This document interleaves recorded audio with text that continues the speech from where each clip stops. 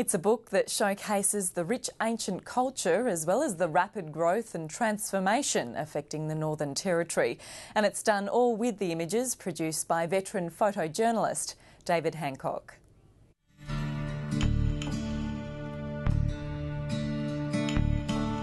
There is always good photography in the ordinary. Wherever you look, there's a great photo. The easiest way to describe them is they're real moments in time. They're quite stunning. They really are. I mean, he'll go away and come back, and images that sort of blow me away.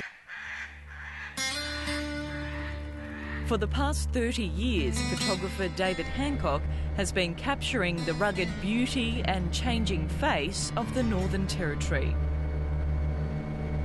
A lot of those situations are very straightforward, everyday situations, but it might be set in a great landscape, or it might be out bushing, or it might be an Aboriginal person doing something, or a pastoral person. It's all ordinary, but it's all extraordinary.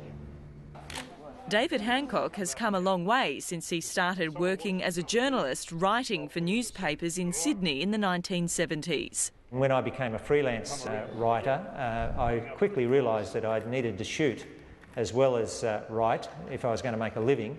And also I realised after a while that I would have to be in another part of the world, not in Sydney or down south.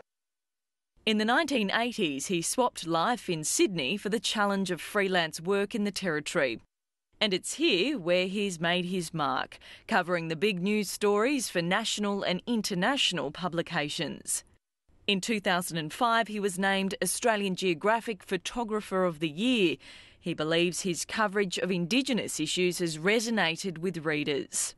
I actually think that the top end is probably one of the best places to work as a photographer and a writer in the world. I think one of the factors is that Aboriginal people have a lot more control over their lives and their destiny in the Northern Territory, because it's a federally governed part of the world and they have ownership of their own land. Yeah, it looks good, Stan. Looks really nice. Now David Hancock has joined forces with graphic designer Stan Whiting to collate some of his iconic images into a new book. Yep, it's out on the Magilla floodplain. It's his fourth, and it's been a labour of love, 5 years in the making. Pretty durable. Stan Whiting says he's grabbed the opportunity to work with the veteran photojournalist. And it wasn't for a while until after he moved in that I realised who he was and how long he'd been taking photos for. I realised I actually owned one of his books that I'd been given for my 30th birthday, which was pretty cool. And from then on in, we started forging a bit of a relationship, sort of photographer, printer, and designer as well.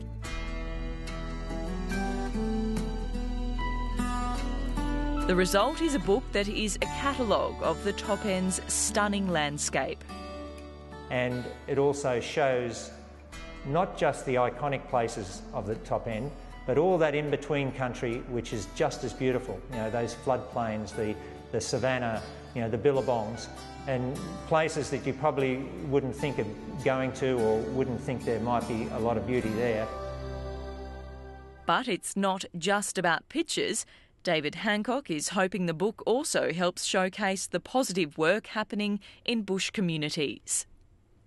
I know the book will sell over time, you know, it's inevitable, but the way I've written it and the way I've put the photos together, it's to show people who don't know much about this part of the world what is going on here, and just how many people, Indigenous and non-Indigenous, are contributing to our society.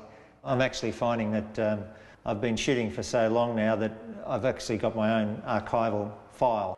The photos from the book are also on display at an exhibition at David Hancock's gallery in Darwin. The display is a visual record of his long career. It's been good to sort of see this side of what he really does. It's been nice to see all these 20 plus years of NT photographs really sort of come to life. It makes me a little bit jealous, actually. I've been taking photos for many years myself, and I've also lived up here for 12 years and I haven't caught anything remotely half as good as what some of the images that he's got. The veteran photojournalist says Northern Australia continues to inspire him. I think most people who get into writing or photography want to learn about the world, and what better way to be paid to do it. Most of the people I meet are pretty remarkable people and going to some really nice places. This place has just got so many subjects, it's not funny really.